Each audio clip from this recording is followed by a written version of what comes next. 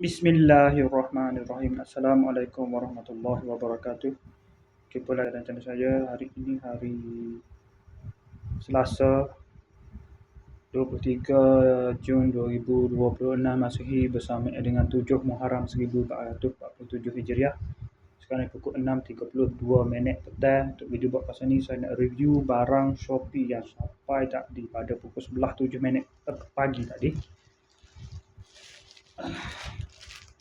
Tiga keping gate address gate mana sama Bukit Raja, Bandar Bukit Raja, Selangor, Bagi Selangor. 3 keping diskon.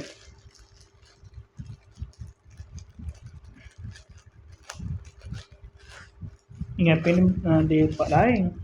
Ingat dalam lain. Dalam Facebook. Jadi saya tengoklah, saya tengok di Shopee. Ada lah. Tapi nama lain asal di kata tu. Dia ada 3 keping semua dah ni.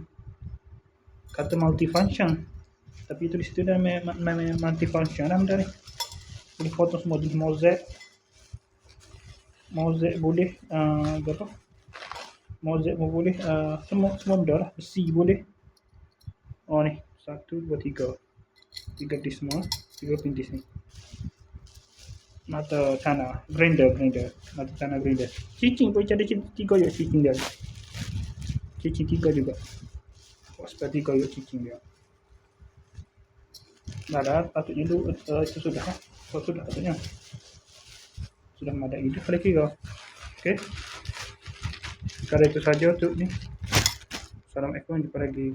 Bye.